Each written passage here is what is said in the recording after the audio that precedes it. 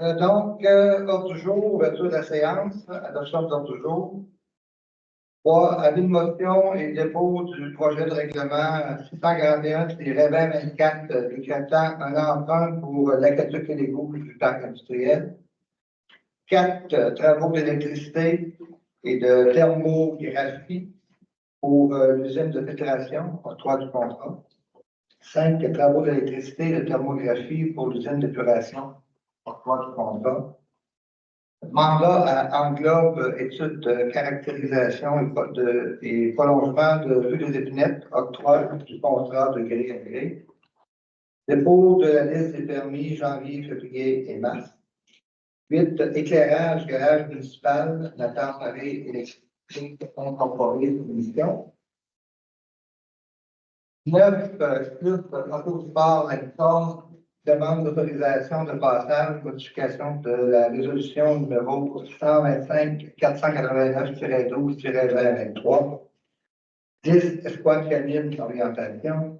11. Période de questions. 12. Clôture de la séance. Proposé par M. Jonathan, secondé par Mme Nessar. 3. Avis de motion et dépôt du projet de règlement 641-24 décrétant un emprunt pour l'aqueduc et l'égout du parc industriel. Alors, c'est l'avis de motion et le dépôt du projet de règlement 641-2024. Le projet a été déposé aux membres du Conseil afin de décréter l'emprunt au niveau des travaux d'aqueduc et d'égout dans le parc industriel. Alors, les flux des travaux est de 4 469 913 $, incluant les frais, les taxes nettes et les imprévus. L'aide financière obtenue dans le programme d'aide à la voirie locale PAVL est de 1 095 553 $. Alors, le montant de l'emprunt sera de 3 374 300 $. Donc, un dépôt. Oui, ça prend juste une personne pour la déposition. Jonathan Pépin. 4. Travaux d'aqueduc, égout et ordures, travaux d'électricité et de thermographie pour l'usine de filtration, octroi du contrat. Oui, alors la municipalité est allée en demande de soumission pour les travaux à effectuer suivant les rapports d'inspection de thermographie et d'électricité à l'usine de filtration. Alors, on a 2 soumissions conformes, alors celle de Énergie électrique SB incorporée au montant de 15 848 taxes non incluses et celle de les entreprises d'Anplex incorporées au montant de 14 527 taxes non incluses. Alors, suivant les discussions du Conseil, il a été nommé d'accepter la plus basse soumission, soit celle d'Anplex à 14 527 $. Proposé par Mme Plénier-Lamont, secondé, Claude Fournier. 5. Travaux d'électricité et de thermographie pour l'usine d'épuration, octroi du contrat. Alors, c'est la même chose. Suivant l'inspection d'électricité et de thermographie qui a été faite à l'usine d'épuration, on a reçu 2 soumissions d'électricité, soit celle d'Énergie électrique SB incorporée au montant de 3 736,87 taxes non incluses et celle de les entreprises d'Anplex incorporées au montant de 1 974,1 taxes non incluses. Alors, c'est la même chose. Les discussions du Conseil ont mené à l'acceptation de la plus basse soumission conforme, soit celle de d'Anplex. Proposeur. Propose. Proposé par Mme Johnson, secondé par M. Jonathan Pépin. Urbanisme et développement du territoire. 6. Mandat englobe études de caractérisation, prolongement, rue des Épinettes, octroi du contrat de gré à gré. Malheureusement, on a poursuivi l'offre de service. Alors, le point est reporté à la séance ordinaire du 7 juillet. 7. Dépôt de la liste des permis janvier, février et mars. Oui, alors c'est pour faire le dépôt de la liste des permis qui ont été émis pour les mois de janvier, février et de mars. Alors, la valeur totale des permis s'élève à 1 367 800 $. C'est juste un dépôt. Parfait. Finance. 8. Éclairage, garage municipal, Nathan Paré, électrique incorporé, soumission. Alors, le service des travaux publics a demandé une soumission auprès de Nathan Paré électrique incorporé pour la réparation et la conversion de l'éclairage du garage Alors, la soumission reçue est au montant de 3 790 et 67 taxes incluses. Et il est à noter qu'il y a une subvention d'Hydro-Québec qui sera obtenue là, suivant la réalisation des travaux. Donc, pour accepter la soumission et procéder au travail. Proposé par M. Jonathan, secondé par M. Claude Fournier. Loisirs et culture, santé et bien-être, 9. Club Autosport La Licorne demande d'autorisation de passage modification de la résolution numéro 125-489-12-2023. Oui, alors c'est pour modifier la résolution 125-489-12-2023. Alors, on a eu une mention de la part du responsable du club Autosport La Licorne qui nous demandait d'indiquer que le Rang-Saint-Guillaume et le Panet seront fermés en alternance lors de leur passage qui avait déjà été autorisé dans la résolution du mois de décembre dernier, pendant une période d'environ 3 heures, alors de façon en alternance, comme j'ai mentionné. Et ils seront responsables de la signalisation nécessaire. Après, il va y avoir aussi une invitation qui va être faite au public si vous voulez y aller. Oui, c'est le 25 mai 2024. Donc, proposant. Madame Mélanie Lemont propose, secondé. Secondé par Madame Ginette Lessard. Sécurité publique, service incendie et sécurité civile, 10 escouade canine, orientation. Oui, alors, considérant les récents changements dans l'administration et les représentations de la nouvelle directrice générale de l'escouade canine auprès du Conseil des maires, considérant qu'ils font des efforts afin de maintenir les services offerts aux municipalités et de respecter leurs contrats, il a été discuté avec les conseillers de maintenir l'entente avec l'escouade canine pour, du moins pour l'année 2024, et de libérer le paiement de la facture du mois de mars qu'on avait retenu lors de la séance du 9 avril dernier. Il a été aussi décidé que moi-même et Mme Mélanie Raymond iront visiter les locaux de l'escouade canine pour constater de nos yeux qu'est-ce qu'il en est. Parfait. Ça me parvient de la résolution. Jonathan Pépin propose, secondé par M. Claude Fournier. Donc, on va passer à la période de questions. Juste vous rappeler que, comme c'est une réunion extraordinaire, les questions doivent se rapporter au point qui font partie de l'ordre du jour. Est-ce qu'il y aurait des questions? Vous voulez vous présenter en avant, s'il vous plaît? Lise Pomerleau, au sujet du parc industriel, vous avez parlé des groupes à Caduc. Est-ce que tous les environnements qui s'est pété à qui c'est finalement réglé ou non? Il reste à ce niveau-là un test, je pense, pour les biogaz. Ouais. En fait, pour ce qui est du projet de l'aqueduc et de l'égout, tout est réglé. On est en appel d'offres actuellement. On va ouvrir les soumissions vendredi cette semaine, pour les approuver à la séance du mois de mai. Tout ce qui est au niveau de l'environnement, la PPTAQ et tout ça, c'est dans le projet de l'agrandissement du parc industriel avec les nouveaux terrains. Donc, c'est deux projets qui sont complètement distincts l'un de l'autre. Mais il reste une étude de biogaz qui va être effectuée à la mi-mai à réaliser avant de pouvoir conclure le deuxième projet qui est l'agrandissement.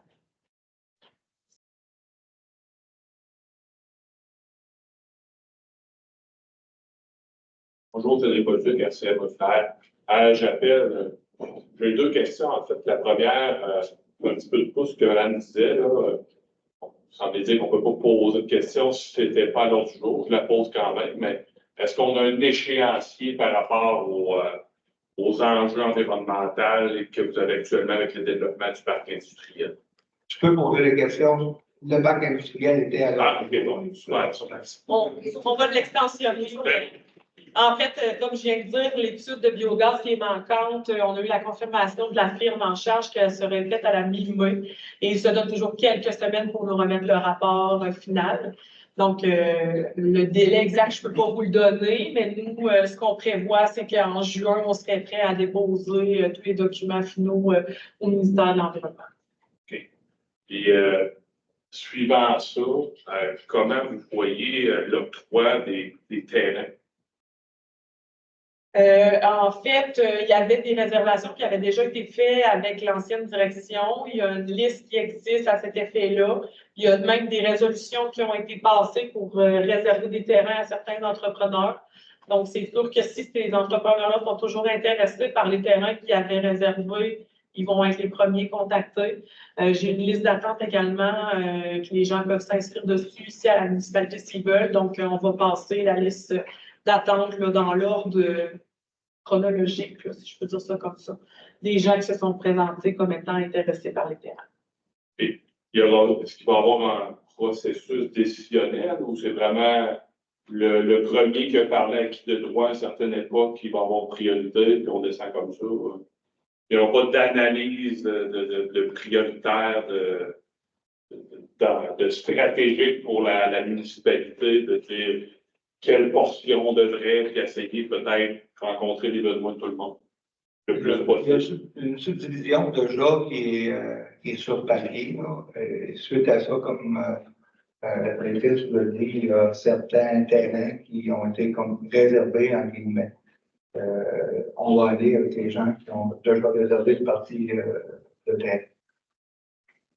Mon autre question, c'était par rapport au point pour le mandat d'Inglo, qui ne peut pas, devait pas eu l'offre de service pour la réunion d'aujourd'hui. On peut savoir en quoi ça concerne, le développement, le prolongement, le projet de prolongement de la crise. Oui, en fait, c'est un projet qui est en vente depuis déjà un bon moment.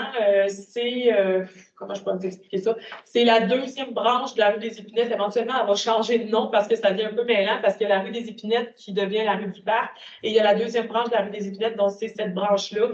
Le terrain avait déjà été loti pour faire un rond-point au bout et tout ça, parce qu'il reste un terrain qui est en développement actuellement au niveau commercial. Et on se doit, là, en tant que municipalité, de venir terminer la rue, là, parce que la rue n'était pas construite du tout.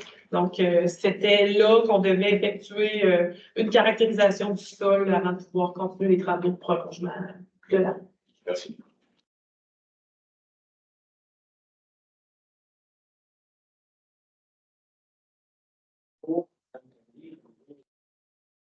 Messieurs les conseillers, avec le prix, je parle à l'agrandissement du parc industriel.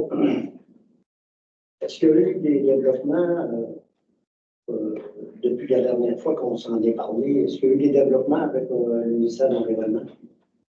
Bien, comme j'ai mentionné, on est toujours en attente de la dernière étude de biogaz qui va être faite à la mi-mai. Oui, on a eu des discussions avec le ministère de l'Environnement à savoir comment le dossier devrait suivre son cours. Là. Mais ça, c'est arrivé quand, ça, pour l'étude du biogaz? C'est nouveau, ça? C'est une demande qui nous a été formulée par le ministère de l'Environnement. Quand? On a commencé les études de biogaz. Ils ont fait un premier prélèvement en couvert neigeux, donc en hiver.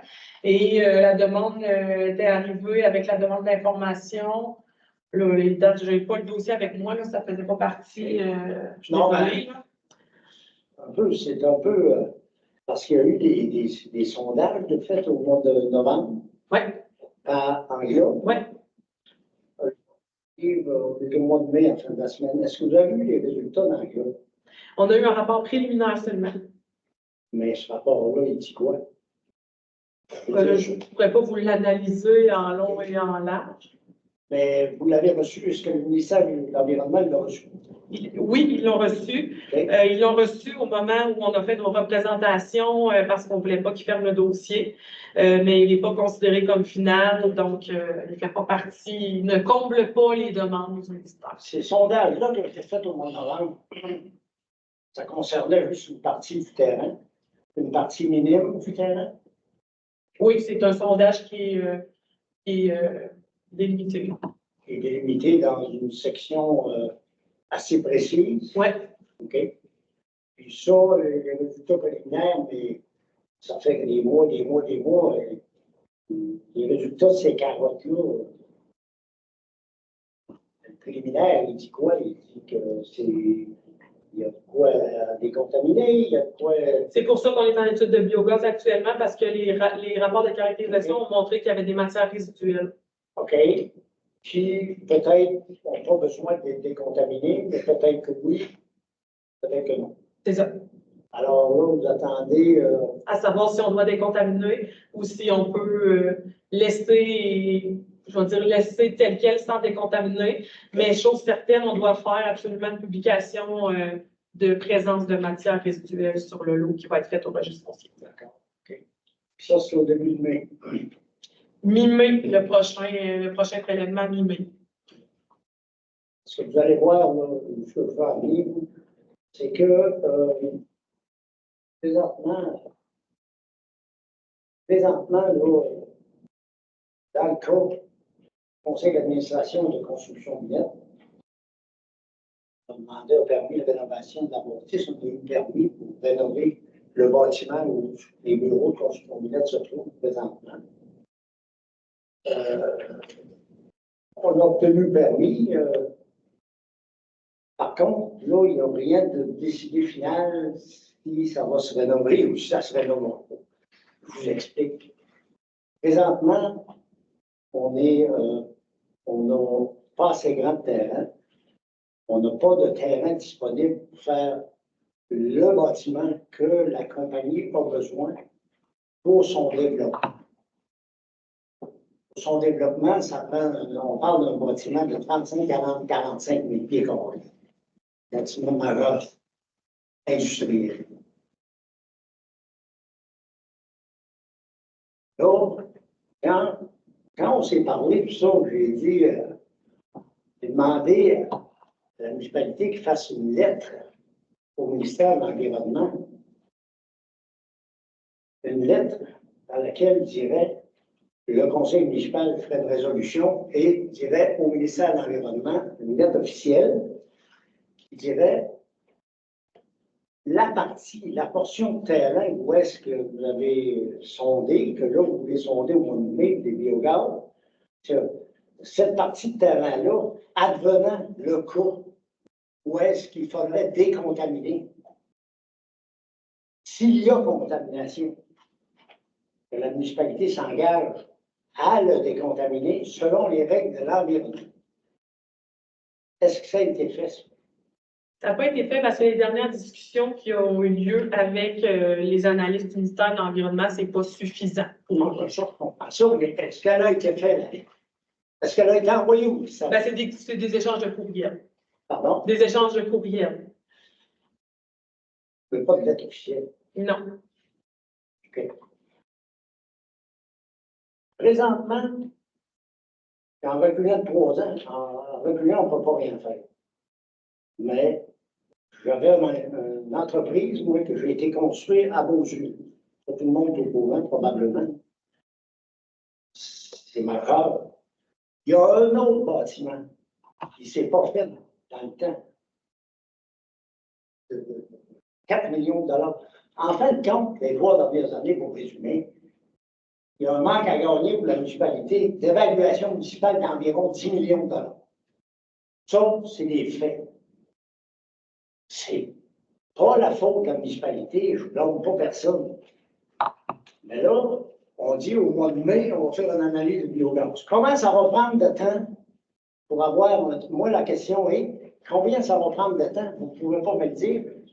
Les analyses, ils vont prendre encore 6 mois, on est encore rendu dans l'année, on va être rendu à 2025. Je ne sais pas où ça s'en va. C'est 4 à 6 semaines. Normalement, il faut 4 à 6 semaines. Puis après ça, il va se passer quoi? Ce qui est bien fun, là, C'est ce qui arrive, c'est qu'on répond à toutes les questions. Oui, je suis Et d'accord. quand on a fini de répondre à leurs questions, ils Dans nous arrivent avec une autre Ils vont en arriver avec d'autres choses. Ils vont arriver avec d'autres choses. Ça finira. Bon, on sait tout comment ça fonctionne, là. D'ailleurs, on sortit encore des nouveautés dernièrement. Les Saint-Gauche sont prêts avec ça. Tout le monde est prêt avec ça. Mais j'aimerais faire remarquer une chose que tout le monde est sûrement au courant. Quand on a eu le permis de construction, que Louis David est là, sorti à Beaujeu pour faire la bâtisse de assez d'armature de Beauce, qui est quand même un bâtiment majeur, le permis, nous, la compagnie, on construit la bâtisse. On construit le bâtiment.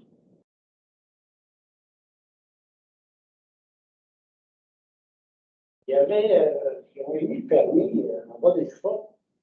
Par contre, il n'y avait pas tout ce qu'il fallait au niveau environnemental pour le faire. Qu'est-ce qui en a résulté?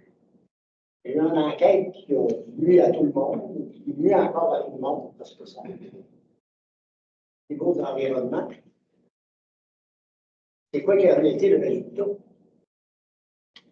C'est réglé. Moi, ça a coûté à la municipalité. C'est 5 000 $. Regardez ce qu'ils ont eu. C'est 5 000 $. Moi, ce que je vous dis en terminant, c'est qu'il faut aviser, parce que suite à ces analyses-là, il va y avoir d'autres causes, d'autres questionnements. Le terrain va aller jusqu'en haut, là, il est zoné blanc, comme c'est là, industriel. On est d'accord avec ça? Il est dézoné. Il est dézoné jusqu'en arrière de chez RCM Modulaire. Exact. Il est dézoné jusque l'autre bord de RCM, à peu près dans la ligne, peu importe la ligne. Tous d'accord qu'il est dézoné. Il est en zone blanche industrielle. Il est zoné industriel, c'est un là. Il est dans le Faites une lettre à l'environnement. S'il y a contamination suite aux autres sondages, que la municipalité s'engage à décontaminer s'il y a contamination. À la suite de ça, quand ils auront reçu la lettre officielle, au bout de 3 semaines, un mois, rendez-moi le terrain et donnez-moi un permis de construction. C'est ça qu'il faut que vous fassiez.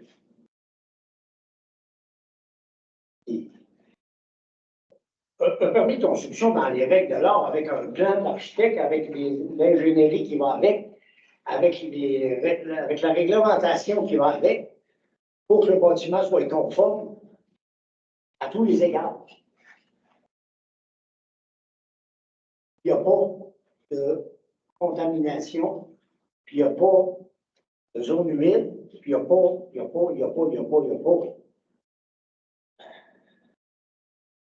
Donner un permis à l'automne ou l'année prochaine ou là, ça ne changera rien. Je ne pense pas que le ministère peut aller, si vous lui demandez, vous ne pouvez pas, mais si vous ne le faites pas, là, il est arrivé un gros questionnement au niveau du conseil d'administration de la compagnie. Là, ils ont le permis pour rénover, ils font des estimés de rénovation d'un bâtiment qui a été construit en 1960, qui est en bois. Ça coûte X. Puis, ça ne règle pas le problème de la compagnie. Alors, il faudrait qu'elle fasse un bâtiment dans une autre municipalité, puis avoir les bureaux à Saint-Benoît. Là, il a sorti un appel du chapeau. Comment ça coûte? Comment ça vaut? Ils ont eu des offres ailleurs. Puis là, entre-temps, il est arrivé des compagnies, des personnes qui sont acheteurs de tous les bâtiments, de tous les terrains. Quand tu prends le montant de la rénovation, le montant que tu peux avoir pour tout ça, puis t'en aller te localiser en neuf, là, il y a une grosse décision qui va se prendre, qui n'est pas prise au moment où on se parle, mais qu'il va falloir qu'elle soit prise dans un avenir rapproché. C'est ça le gros questionnement qui arrive. Alors là, on sait très bien de quel terrain que je parle, dans le parc, il n'y a pas de zone humide là, il n'y a pas de problématique là, nulle part.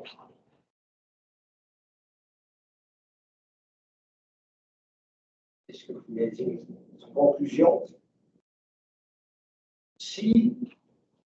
parce que là, il y en a encore des clients qui n'en voudraient, mais ça, ils viennent ici à l'inspecter pour acheter du terrain, mais pas, ils ne sont pas disponibles. Et vu que les loups, là, dans le parc, pour RCN, pour les autres, c'est majeur. Pour les questions d'assurance, ça va se faire. La question qui se pose là-dedans, est-ce que ça va se faire en 2024? Ça va être tard, automne? Les devis prévoient que les travaux seraient terminés au 30 novembre 2024.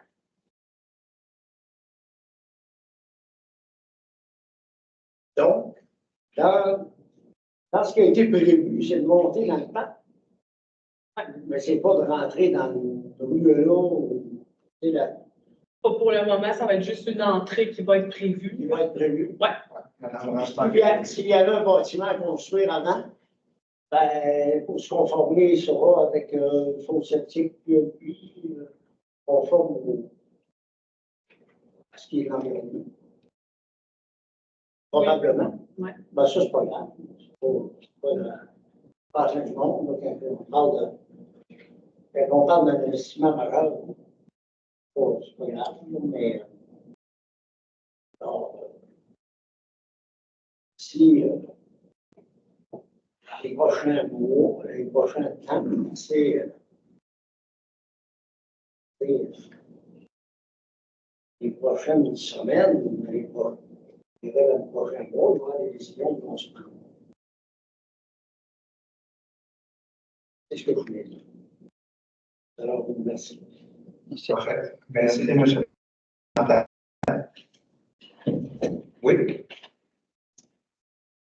Bonjour tout le monde. Annick Paillard, je représente Gestion AEL pour Louis Carrier, Annick Paillard. J'aimerais savoir, quand vous faites exécuter des travaux, exemple, remettre en bonne et due forme une rue ou mettre quelque chose de propre, est-ce que vous faites une petite vigie sur les employés qui font les travaux? Est-ce qu'il y a un retour qui est fait pour s'assurer que le travail est fait convenablement? Ben oui. OK. Parce qu'on a fait une demande à l'automne dernier, puis il y a eu un mandat d'ingénierie pour le chemin. Puis là, je sais que j'ai manqué le point là, en lien avec Angla, puis je sais qu'il y a des travaux qui vont venir. Par contre, on a une bâtisse qui se lève lundi matin au 92 rue des Épinettes, puis on nous a dit que le terrain serait mis propre. Puis, forcé de constater que ça avait été un peu garoché, le gravier étendu, mais pas nécessairement tapé. Fait qu'on se promène avec nos véhicules, ça fait des trous, ça fait des... Je pense que ça vaudrait la peine de faire un petit retour là-dessus parce qu'on s'attend quand même à avoir quelque chose d'un petit peu plus propre que ça, si c'est possible, ou de peut-être retourner voir ce qui pourrait être fait. Puis je sais qu'il y a un mandat d'ingénierie d'environ 75 000 qui avait été budgété pour environ 70 mètres. Puis la seule affaire qu'on avait demandé, c'est de mettre les côtés propres minimalement. Puis il n'y a rien de fait, puis ça bouge pas. Fait que je voulais savoir est-ce qu'il y a des choses qui sont prévues prochainement par rapport à ça, parce que je pense pas que ça exige des ingénieurs pour ça, pour mettre minimalement les côtés propres. Est-ce qu'il y a quelque chose de prévu? Oui, ben, au niveau du contrat d'emploi, présentement, on n'a pas eu les données, c'est ça que tu as reçu. C'est un projet qui sort un peu plus haut que prévu. Je parle d'un projet qui peut tourner aux alentours de 200 000 pour la rue, contrairement à ce qu'on avait prévu au départ. Ce qui vient un peu, la partie problématique, c'est que les rues des Épinettes, les gens qui sont en arrière, leurs conduits sont à peu près à 3 pieds, les sorties sont à peu près à 3 pieds dans la rue. Donc, il faut remanier la rue pour, on aurait dû creuser, on ne peut pas creuser, le fait qu'ils sont juste 3 pieds. Donc, on va devoir remonter la rue d'un côté. Et c'est les plans là, qui sont en train de travailler dessus. J'aimerais ça qu'on en discute peut-être en dehors, parce que nous, notre édifice est fait par rapport aux rues et aux plans, fait qu'on ne peut pas monter la rue, puis je vais me ramasser avec de l'eau sur mon terrain. Donc, notre entreprise ne sera plus fonctionnelle. Fait que j'aimerais ça qu'on s'en reparle parce que la rue qui est faite actuellement ne peut pas être augmentée. C'est pas ce qui était prévu dans les plans qui ont été signés. Fait que j'aimerais ça qu'on en reparle. Mais actuellement, pour le gravier, étant donné que la bâtisse lève lundi, puis dans un mois, on risque d'être fonctionnel, ça serait vraiment agréable d'avoir du gravier bien étendu. Pas un peu, je vais être honnête avec vous, ça ressemble un peu à un chemin de cabane à sucre. Oui. C'est fait. D'autres questions? Permet d'en ajouter dans l'intervention de M. Martin Vinette. Je vais juste vous rappeler que c'est une période de questions. Alors, on a laissé un peu passer, là. C'est une période de questions. Okay. Si ça vient avec une question, c'est OK. Ben, en fait, c'est peut-être ma question de tantôt au niveau de délai. Nous, dans notre cas, le conseil d'administration doit approuver que l'année prochaine, on va se faire gicler. La prime d'assurance de la RCM, seulement pour ces bâtiments, ici à Saint-Benoît, depuis 2 ans, a dépassé annuellement le 1 million de dollars à cause qu'on n'est pas juclé. Donc, on est très content après plusieurs années d'attente de savoir qu'on va avoir l'eau, qu'on va pouvoir se gicler dès 2025, je l'espère. Par contre, le nouveau conseil d'administration de RCM, avant de mettre entre 1,5 million et 2 millions de dollars à se gicler, veut avoir un certain engagement par rapport au délai du parc industriel, du développement du parc industriel. À l'heure actuelle, on voyage 150-200 modules sur des terrains qu'on a à Saint-Théophile, d'autres qu'on loue à Beauceville. C'est plusieurs centaines de milliers de dollars par année en coût de transport gaspillé. On a besoin de savoir est-ce qu'on va pouvoir continuer notre expansion à Saint-Benoît ou est-ce qu'il faut penser à l'ailleurs? Parce qu'avant de mettre 202 millions dans pour gicler des bâtiments, qui peut-être, ça va être un autre bâtiment dans 2, 3, 4, dans notre planète, dans 5 ans, on a un nouveau bâtiment majeur. On souhaite notre plan A de tout cœur avec soit Saint-Benoît pour 1 million de raisons. Mais c'est sûr qu'il faut être capable d'avoir des engagements que le parc va se développer. Je sais que vous faites votre maximum.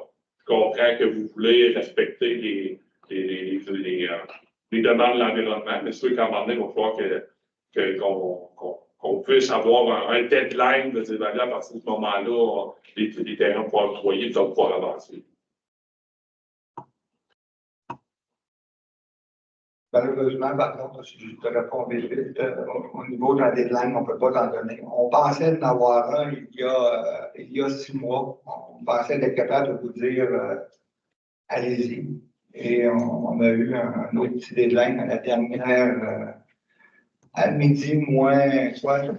À 11h38, un vendredi après-midi, juste avant de quitter pour la fin de semaine.